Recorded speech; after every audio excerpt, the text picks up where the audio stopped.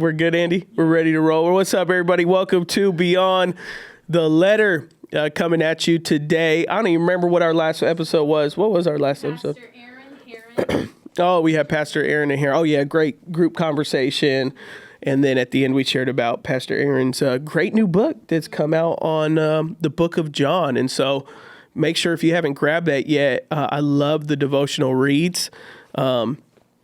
I'm getting it for a couple people, actually. There's somebody that has just started reading the Bible who's excited about doing it, who has yet to consider themselves a Christian or even somewhat agnostic is what they are. But they want to learn about the Bible. And so I'm getting them Aaron's last two books, the one on the Proverbs, one on John, which I think is going to be really exciting. So Aaron Levy, go check it out. Welcome to Beyond the Letter. As you could tell, there's no laughing before the episode. There's no talking about anything weird or gimmicky or, not gimmicky, but just us, food or working out or something like that at the beginning of the episode because it's just me today. Our team had talked about not too long ago. I did a kind of a solo episode.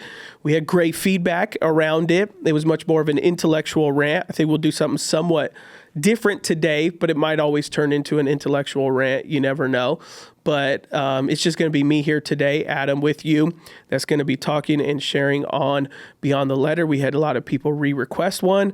We thought yesterday it'd be a great day to do another one. So that's what we're going to be doing today here on Beyond the Letter. But what we thought would be a little bit interesting is the team yesterday put on social media to ask me some questions and dial in some things. And the team went through them and picked out some ones that they thought would be interesting to discuss here on Beyond the Letter. And so I will try to, give some response. I have read through the questions. And so, but the team picked them for me. So I'm going to go ahead and I'm going to go through these real quick. I think we have 4 or 5. We'll see how far we get into them. Let me see which one we're going to do first. Okay, so let's do this one right here. It says this: what are some things that I can do to be a better man and husband coming from a single mother's household? That's a great question. It's actually something that I have a lot of passion for over the years. Over the years, I've coming as a youth pastor, young adult pastor, and now obviously leading a church. I noticed there was a big gap between young men, and obviously there are young women that grow up without fathers as well. But women being, feminine and much more in turn of their femininity, they can see their mother and model their behaviors and, model, what their mother is doing, which can be healthy. And there's obviously is a missing piece to not having the father, even for a female, but for men, being that their mom is obviously a different gender than them, it's much more difficult to be able to regulate standards, emotions, expectations, feelings, if it hasn't been modeled. Additionally, let's just say someone says, well, I've had a father in the home, but he's a bad father. Well, if you see that in a father, though, you will tend to be able to recognize that it's unhealthy. So at the same time, you had a model of fatherhood. It may not have been a healthy model of fatherhood, and you were able to recognize that it was an unhealthy model. And so therefore, that even did aid you in terms of building your own masculinity or your own awareness of what biblical manhood looks like, because you said, I will do anything but be that person. And so that does, though it's not our preferred way of getting, help or mentorship, that can happen. And so for a man who did not have a father in their life at all, or very minimally, that's really difficult. And so one of the things that I've been ruminating on the most, which you'll hear first on Beyond the Letter, it's actually something that I'm going to take into, I haven't decided yet whether I'm going to do like a sermon series around this, or anything like that. But because what I want to do is when I say this, eventually when I actually bring a teaching around it and potentially some type of curriculum around it, is I really want to help people. I don't want people to just recognize how important biblical manhood is, but to actually take it serious and be like, okay, what's next? Just like this man is asking. And so in the scriptures, Jesus Jesus gives us a priority as believers to take care of widows and orphans. That's something in the church that we're very much aware of, the value of widows and orphans. But what you hear about a lot today is, well, where are the orphans? Orphanages in the United States look very differently. They're encapsulated through like foster care programs. They're encapsulated through adoption centers, which those are very important things for sure. But that's not fully what Jesus was talking about in his day. When Jesus talked about taking care of the widows and orphans, it was actually together. When we think of a widow and an orphan, we think of an orphan without a mother and father. Well, in Jesus' day, that's not really the case. In Jesus' day, if a child lost their father, they were considered an orphan because they didn't have, basically the father was the caretaker of the home. And so you'll see a lot of times, even in Jesus's parables and things like that, and even historically through the Old Testament, you'll see that when a woman loses her husband, that it's the responsibility of the family to remarry her or find someone for her, because at that point she's obviously a widow, but her children become orphans because they don't have a father. And so in Jesus's day, orphans were fatherless children. They weren't necessarily parentless. They could be, but the majority of them had a mother. They just didn't have a father. And so Jesus makes this statement, take care of the widows and orphans, because they go hand in hand. A widow who had children were children who were orphans. And so Jesus makes this powerful statement that says, as people of character, as believers, take care of children who don't have fathers. And so I've really had a conviction around that over the past couple months. But if you know me, I'm just not going to outwardly share a conviction and then not kind of have some type of resolution or solution. And so I've become really passionate about thinking about what would something look like to take care of the orphans today. Because when we think about taking care of orphans today, we think about building an orphanage. But there are a lot of men and women who are orphaned because there aren't fathers in their lives. And that's powerful when you really think about it, because you think that is something that we can do. We can truly begin to adopt men and women of God and show father figure roles in their life, especially to men, to adopt orphans. So there are men who are 25, 30, 40, 50 years old who don't have fathers in their lives, who biblically are considered orphans because they don't have this father in their life. And it's really strong when you think about how critical that is when Jesus actually points it out in that direction. Because we think of orphans and we're like, oh, they don't have a mom and dad. That's really sad, and that breaks our heart. And of course we want to do something about that. But what about someone who grew up with their mother and didn't have a father? Well, that is a person that has been orphaned. And so you asking the question, like, what are some things that I can do to the fact that I didn't have a father in my life? Number one, I would say God sees that, and it breaks his heart that you didn't have a father in your life. God cares about the father figures. God cares about mother figures as well. But you commonly see that father figures are lacking in culture and society. And so if you're someone who's recognized in your 20s and your 30s and your 40s, man, I never had a father figure. Well, here's some things that I think every man should have. I think every man should have a father. Every man should have a mentor, and every man should have a brother. And those three things are so critical. And when I say those things, I'm not talking about blood. It can be, I'm very fortunate enough that my father, my blood father, is in my life, and I have that, and I have him to console and counsel me and give me advice and all those things like that. But also I have mentors that are not just my father, and I have brothers that are not just my blood brothers. And so those three critical components, and I do have a couple individuals in my life that are like father figures. And so father figures, mentors, and brothers are so important in the development of a man and manhood. And so the first couple things I would say is, if you're wanting to grow in that area of, I didn't have a father, I'm struggling with it. Well, specifically, I'm a Christian. I go to church. I lead a church. I think that a lot of the things that you're looking for can be found in the house of God. You can find father figures. And here's how I would suggest finding a father figure. A couple ways is that you could find out who are the elders in the church. And like at our church, most of our elders pray in the front of the church at the end of church at a lot of our campuses and things like that. At other churches, it's a little different in terms of where their elders are. But I would find out, hey, who are the elders in the church? Because normally if a church deems someone elder worthy, then they're a person of character and integrity and conduct and biblical manhood. And so it may be as simple as approaching one of the elders of the church and saying, hey, I'm a young man. I have a family. I've been married X amount of years, or I've never been married. I'm in college. One time a young man came up to me about 6 months ago. He was crying. He was in his 20s. He said, I'm in college. I'm a very talented football player. Normally someone that I'd take all of these questions to about life and college and girls and all that. He said, I don't have a father.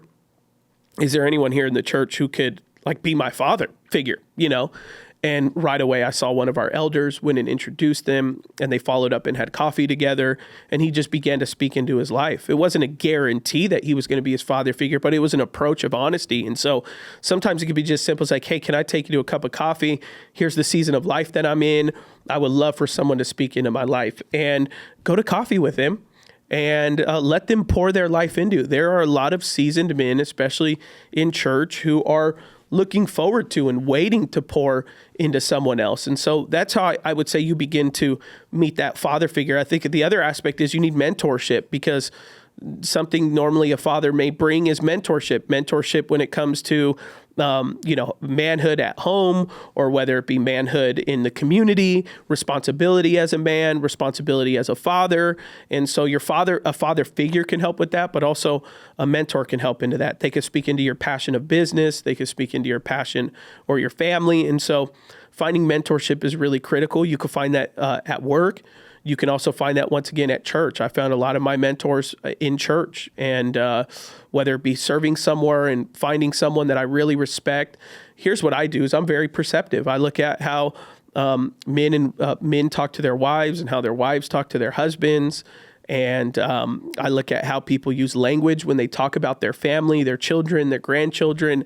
And when they say stuff that I admire to be at, then I approach them, and once again, I ask them if they would go to lunch or coffee and begin to build a relationship with them and find mentorship in that area. And don't be afraid, not to bring all of your problems. You don't want to always just throw it out there, but don't be afraid though to be honest and open about where you're at. And the third element I believe in is brotherhood, is begin to build up relationships of other men, not that are necessarily struggling like you, but men that are doing it or have the same goal that you're going to, which is to be, if you're married, to be a loving husband that goes for the long run, to be a father that's committed to their children, to raise them up and be there for them, and then to be a friend that is committed to be there for one another. And so though relationships are not perfect, the brotherhood, the men that I surround myself with, we all make mistakes. We're all selfish at times. We're all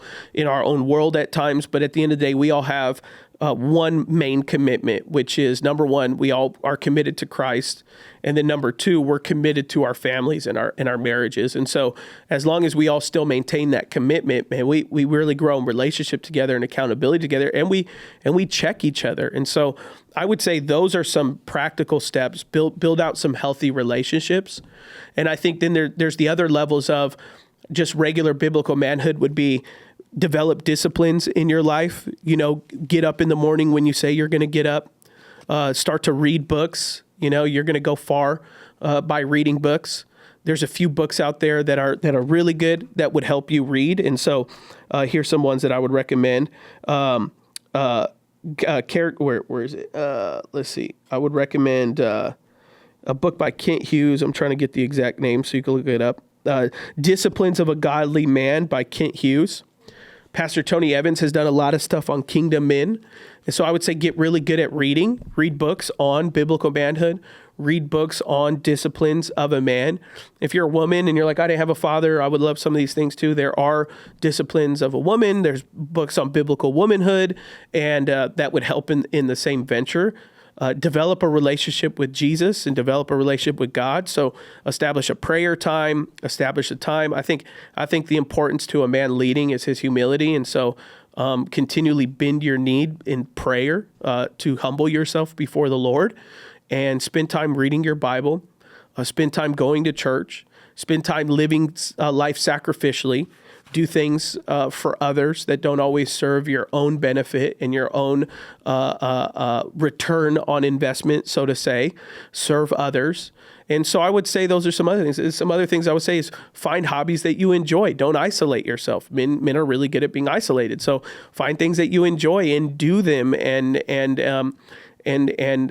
encourage you to live life in a way that is life-giving, but also fulfilled, and bring your family along in that journey as well. So those would be some things I would say on biblical manhood.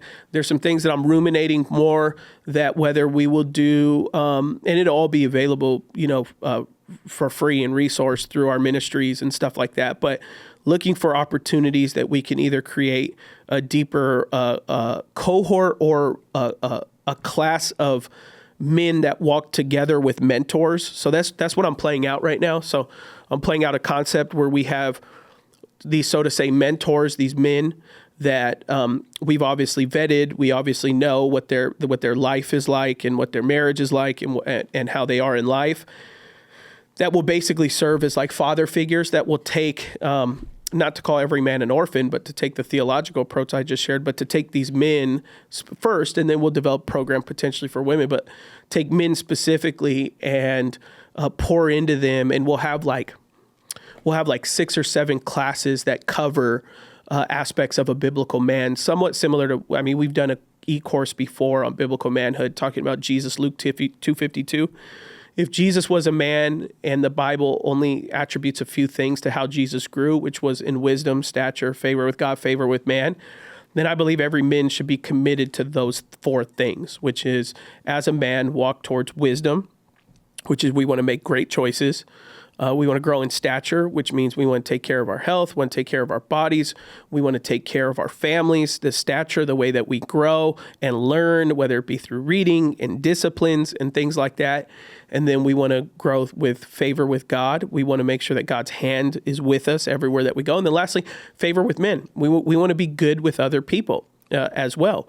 And so therefore that relationship side of things for all of us. And so as a man, we want to be able to develop men in those 4 key areas. And so I think in the future, we're going to have, specifically with the heart of men who didn't have father figures, like a 6 to 8 course that like mentors take a small group of men in, and very entry level, but build them up in a way that encourages them in those categories. So if you think that's great and you're interested in that, let us know. And it's actually something that I was trying to work on and think through by Father's Day, which is June. So, because I might do like a Father's Day message at our church on it. So if you hear it, then you can say, "Oh, I heard it first on Beyond the Letter." So let's see what's next, which might be somewhat in the same category. So it says this: as a Christian daughter, how do I respond when my non-believing father doesn't understand or fulfill his role as the spiritual leader of our family? That's a great question. That's obviously difficult when you become a believer. If you have any family members that don't believe in what you believe, and especially what you're convicted of, it can always be difficult. I just spoke to someone this past Sunday that is dealing with a friend who family is basically, kind of kicking them out of their life because they've become a Christian, and they're not fans of that, and they're having a difficult time because the father's upset, the mother's upset, things like that. Well, here's the first thing. Everything that deals with, whether it be husband, wife, children, father, mother, those are personal responsibilities. Those are not guarantors of your own faith, that if they do it, your own faith is going to be good and strong and developed and things like that. And in the same way, if it's lacking, it's not an excuse for us to say, well, I would have a better relationship with Jesus, or I would be closer to God if my father led better, if my mother went to church, if my husband this, if my husband that. Now, does it make things easier? Does it make them more enjoyable? Does it make it more copacetic as a family that you're all in line and you're headed towards the same direction? Yeah, that's great.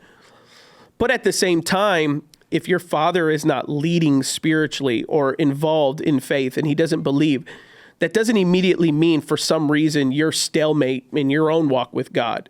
It's not like God saying, I can't do anything for you until your dad starts praying over, the meals, before thing, or until your dad comes home and encourages your faith. Like, yeah, we would love that to happen, but everybody's in charge of their own will. Everybody has free will. God's sovereignty is in play in all of these things, but we also are accountable in our own decisions, our own will. And so what I always try to encourage people, whether they say my husband isn't a believer, or my wife isn't a believer, or my father isn't a believer, or my mother isn't a believer, that doesn't give us the excuse to delay our growth in our faith. And it doesn't give us the right to even judge them, because it's our responsibility. Let's just say you meet Jesus first.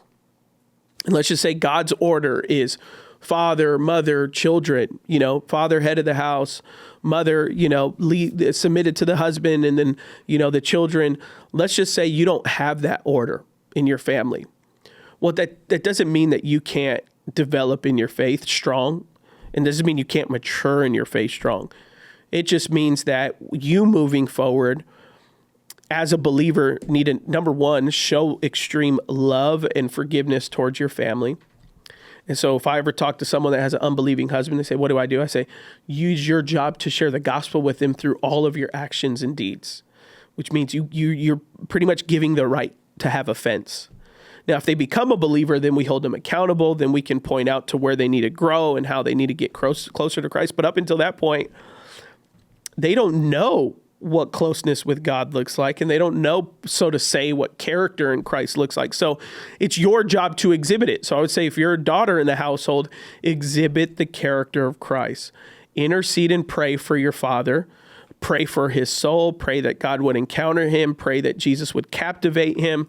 Pray that he would experience a life-altering transformation that's found in the work and the gospel of Jesus Christ. But until then, your life is meant to be a reflection of the goodness of God that God has shown you. And so it's always unfortunate, and I'm always sorry if someone's saying I'm a believer, my family's not. It's being very difficult, but it also means you have a great opportunity. The first ones you can lead to Christ are your own family, which is incredible. My dad was one of the first people that got saved in his family and led many of them to Jesus. You might say, oh, well, in the working order, it should be the adults that lead people to Jesus. Yeah, it may be so, but that doesn't mean that a child can't. I don't know your age. You could be in your 20s, you could be in your teens, whatever it may be that you've submitted this, or your 30s. But regardless, it should actually excite you that one day you could potentially lead your father to Jesus. And so let your love, your actions, your character, your conduct be a reflection of who God is and how God has transformed your life. And then from there, pray and intercede for those that don't know Jesus, and allow God to do his thing while you do everything that you can. God is always working behind the scenes. God is always at play. God is always involved. I would say, God, show my father all the signs that you need to get his attention of who he is, and be available. Continually invite your dad to, special events, whether it be a baptism or Easter or Christmas, and let God begin to speak to him. And, there are a lot of people, there are people who even have Christian parents who their parents don't lead spiritually. So being a follower of Jesus doesn't automatically mean leadership. And so there are people who are probably listening to this podcast that go, well, my dad does go to church and he still doesn't lead spiritually, which would be, my response would be, there could be a couple reasons. He can never been modeled, and so he's working on it, he's figuring it out, or he needs to be mentored in that area, and you just need to worry about yourself. You need to walk and pursue Christ. It's not our job to point out to everybody's misfortune and how they misstepped and how long it's taking them to figure out. We may know that and acknowledge that, but it's not our job for it to hinder our faith in any way. We can still pursue Jesus.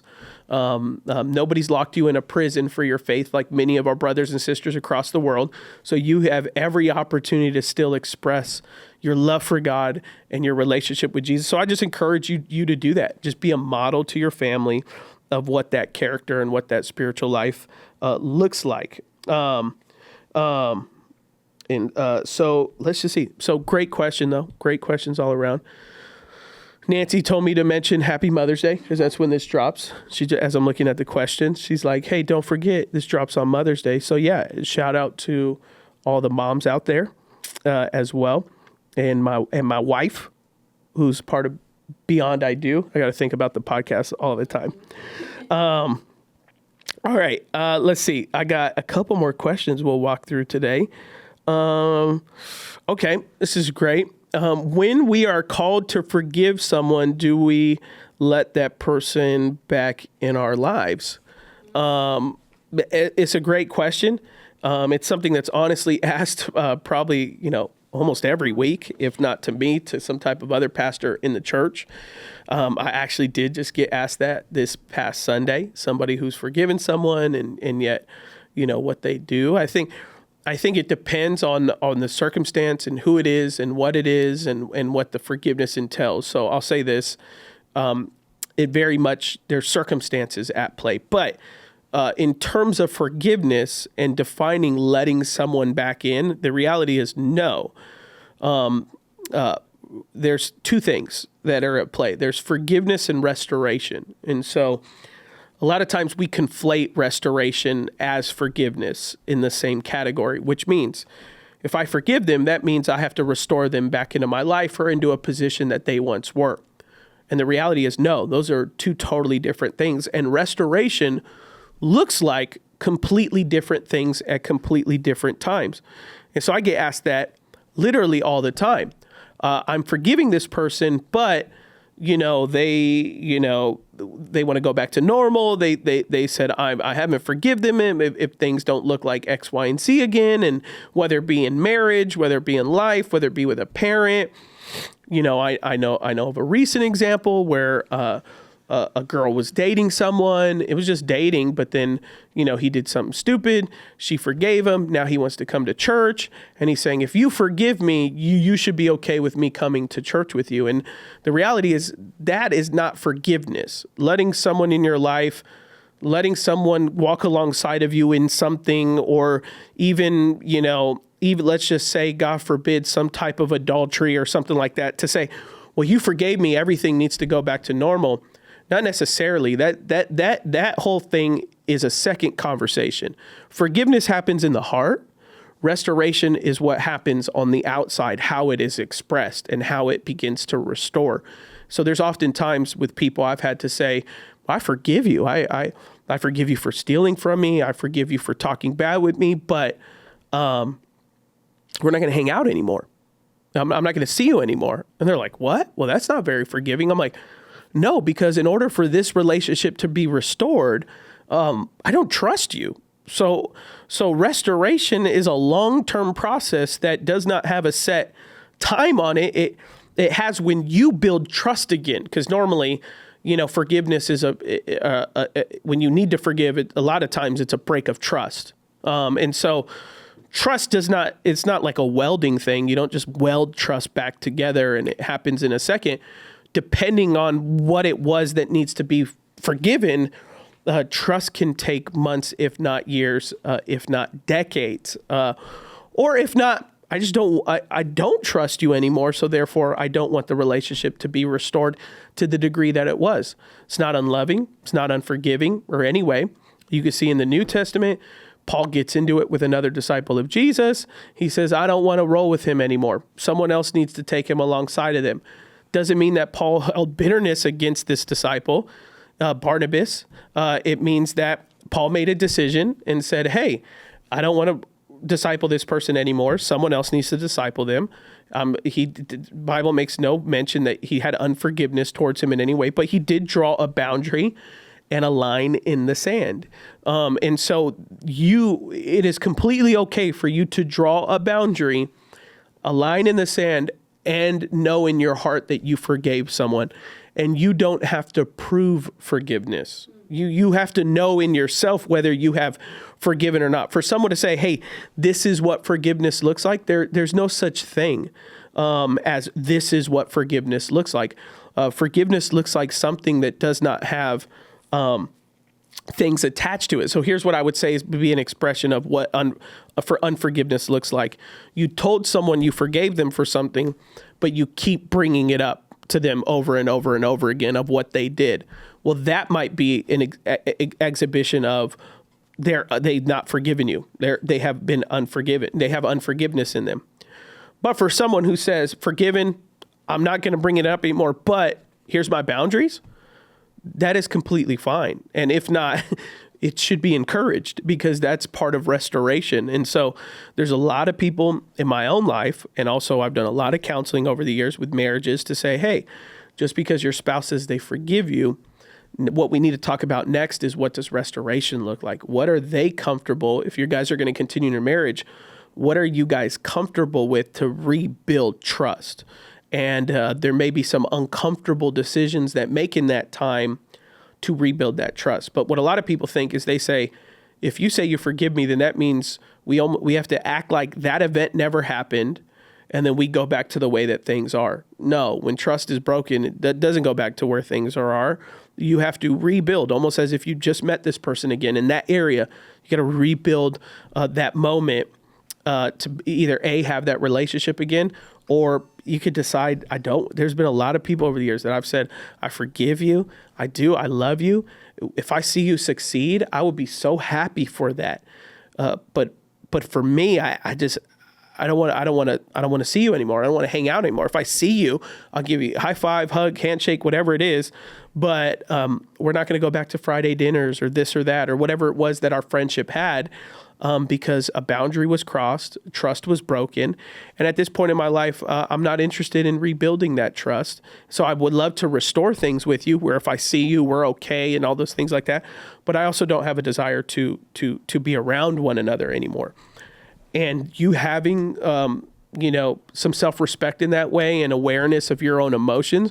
Because what wouldn't be right is you say you forgive a person, they're around you and the whole time you're uncomfortable and you're displeased and you have attitude and you're annoyed and so then you want to forgive, but you're not able to forgive because them around you is reminding you so much of whatever occurred, the trust that broke. And so there are times that, some type of separation, if, permanently for a few months, weeks, is important. Well, let's go to this last one. It's a great question. Let's see this one that the team had picked. This one's pretty interesting. It is, what is the most challenging about being young and a lead pastor of a very successful church? Well, I guess success in the saying of beauty is in the eye of the beholder. I guess success is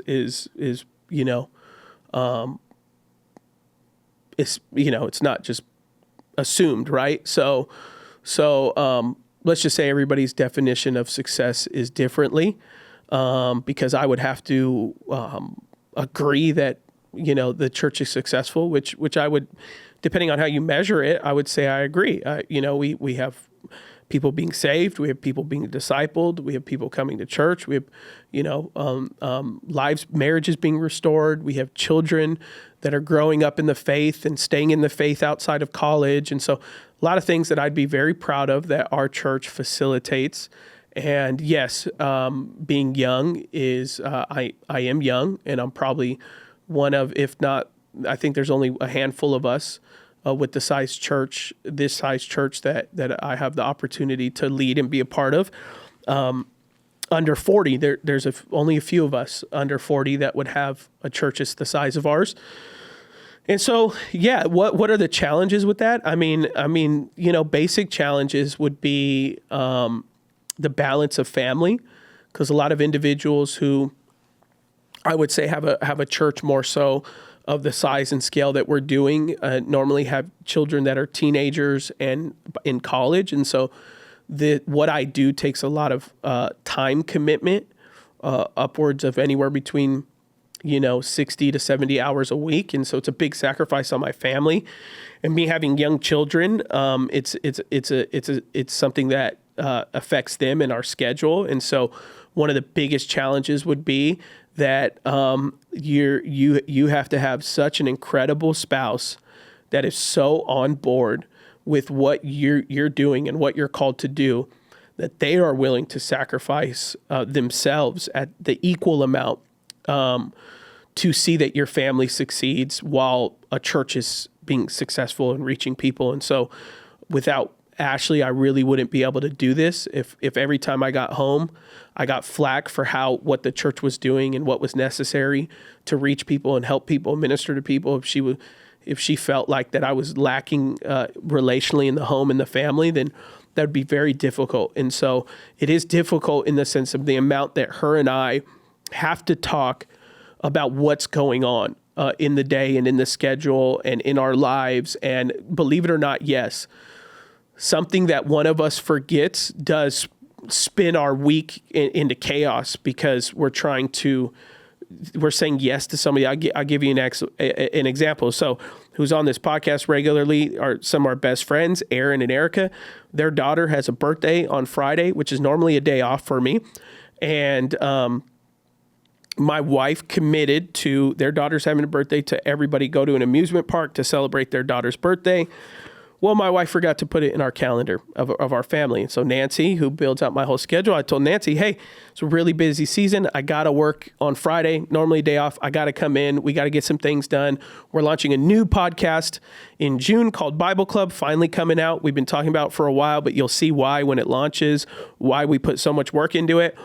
And so I told Ashley, she was like, yeah, you need to buy the tickets for Trinity's birthday. And I was like, I'm full on Friday. I said, yes, I built my whole day. And if Nancy moves stuff, it's going to move stuff 2-3 weeks out in advance. And it's going to take another day off for me and this and that. And for me and her, I mean, we took an hour discussing what are we going to do? How are we going to do this? How are we going to balance it? And ultimately, we couldn't figure it out. And so we're not able to do it. And for us, it's big because in our family, we have a saying, our yes is our yes and our no is our no. And so we committed to something that then it was, well, we can't because we didn't communicate. And so that is one of the biggest challenges of this role is how much my wife and I have to be on one accord discussing for the success of our family and our marriage and our life. What do date nights look like? What do time away look like? What does pouring into other people look like? This person wants a meeting. This person wants a marriage counseling session. This person wants this. This person wants that. Everybody wants something, which is a blessing to be able to help so many people, but it's a big draw and it's a drain on our emotions and it's a drain on our marriage.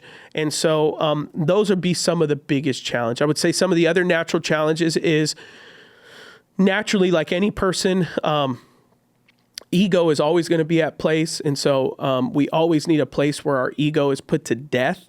Our podcast is more recognizable than ever before. I could be in another state and somebody will know beyond the letter. And so just naturally, when people recognize you far from your hometown or anything like that, you can start to develop an ego and a shift in what you believe, like, how people should treat you and approach you. And so I regularly have to put myself in check. It's very rare, but there are moments where I've thought to myself, I don't need to do X. I don't need to do Y. And it has nothing to do with church. It has to do with other stuff. I'm better than this moment or that moment. And it's not because I genuinely think that. It's because that ego will start to rise, and you got to put that ego to death. And so I do try to regularly put my ego to death. One way I try to do it is when I'm traveling with our team. It's very small, but it's big. But when I travel with my team, sometimes we'll be in another state or we'll be in another city. And a lot of times either someone wants to drive me, or I get I get put shotgun because, that's who Adam is. Adam's the big dog. So either he's driving or he's in shotgun. And so a lot of times I'll jump in the third row all the way in the back, and we'll have our whole team with us or something like that. And I'll choose the seat. I'll choose all the way in the back, the most uncomfortable seat. And I do that on purpose just to remind myself that I'm a nobody. I'm just like everybody else. I'm an equal with our team. And I remember not too long ago, someone was newer on our team who had come from a few other churches. And I never like do it and point it out or anything. I just say, oh, I'm fine. I'll go in the back. I'll be, no, Adam, please. No, I'll go in the back. It's not a big deal. I remember we had someone on our team and they said, man, all the times I've been around a pastor at a church, I've never seen them take the third row. And he pointed it out and said that. And for me, I'm always looking for little examples that I need to remind myself that, but you ain't all that. This success has nothing to do with me. It is Jesus's church. This is Christ's ministry. Anything that God does, it's because there's an anointing, a grace, and a favor that only comes from God. And if I got replaced tomorrow, God would still do what God was going to do. Has nothing to do with the individual. So to say, to say, God may have given me specific gifts and talents that are part of His will, that He wants to reach people. But at the end of the day, God's going to do what He wants to do, and He's going to take away what He wants to take away. And so humility and keeping honor there is really important. And so I always make sure as well that I'm honoring people, that I'm respecting people, treating everyone with dignity, treating everyone with compassion and kindness, making sure when I go in a room, I make eye contact with every single person. I introduce myself. I say hello to people as best as possible. And so a lot of the biggest challenge when things start to succeed is you think that you earned stuff or deserve stuff.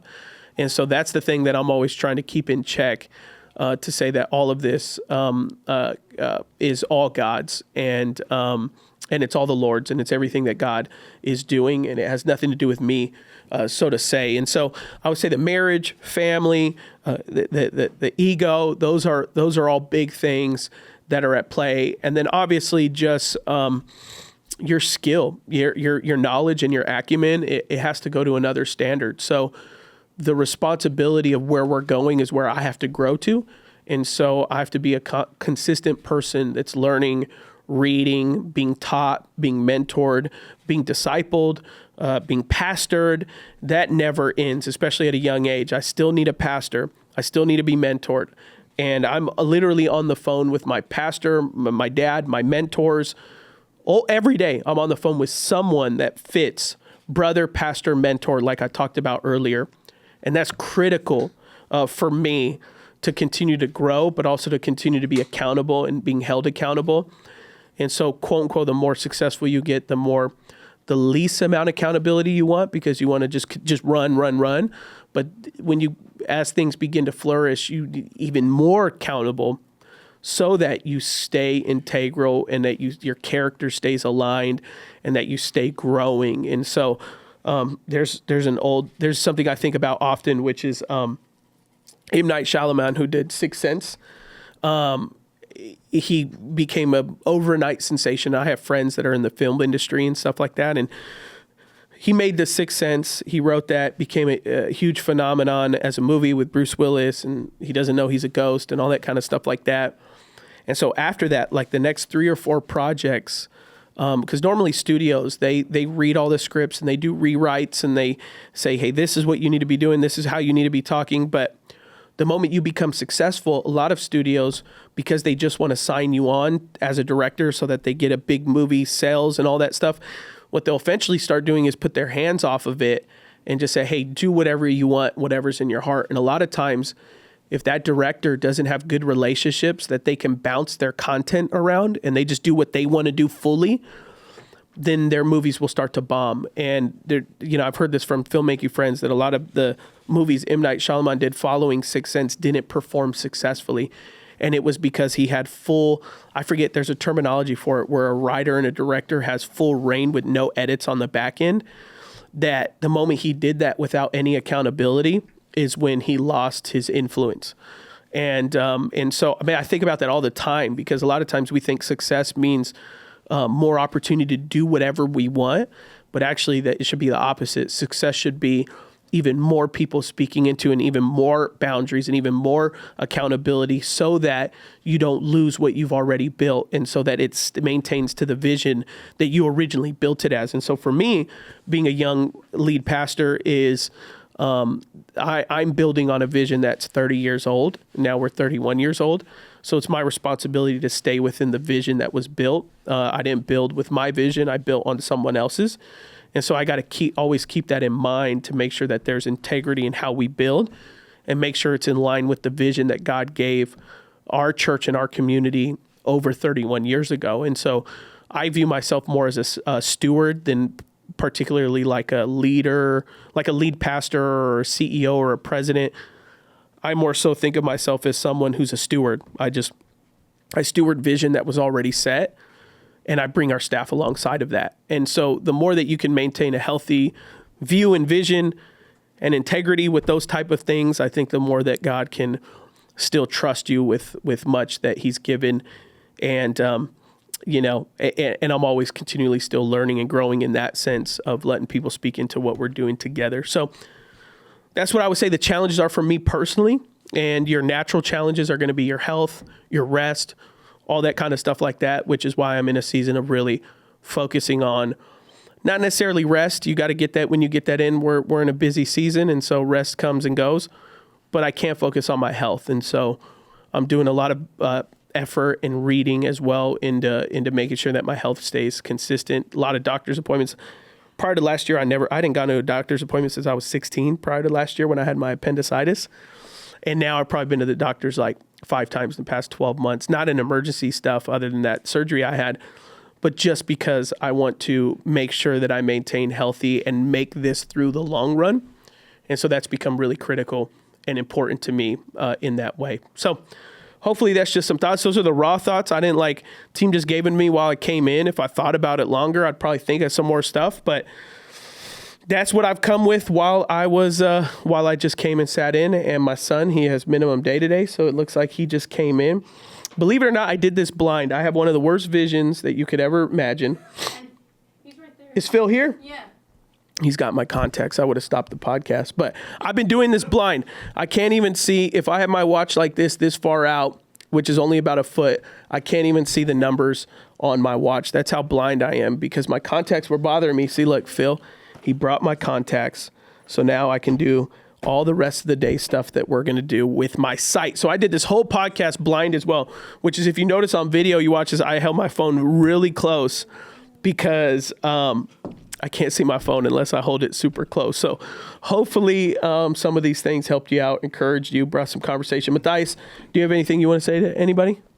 I can't see you, but you could just nod or, yeah. You want to tell anyone Happy Mother's Day? Are you, look, Matthias, it's an empty room. It's just me and you. Ain't even people watching you. Is it? I could show you on YouTube later on if you come right here. It'll air on Sunday and you'll see it. I'll fast forward to the end and you'll see it right here. You guys see it here. Let me. Happy Mother's Day. Why you do that so quiet? Matthias, you're 6. You're going to be 7 next month. When we were launching this podcast, I think you were like 3 years old. Yeah. And we have you on video talking on the podcast. So that's pretty crazy, right? Maybe you were 4. You're probably 4, right about there. You're Thomas's age. It's pretty cool, huh? You were like a little baby when we had you on camera on here. All right, everybody, hope you have a great week. Hope you enjoyed this one. I know this wasn't like my intellectual rant like I did that one time, which I'll do that another time should the question come up or anything like that. But hope you enjoyed this. I know I did. Thank you for submitting your questions. If you ever have any in the future, feel free to share with the team. We'd be happy to address them. God bless you. Have a great week.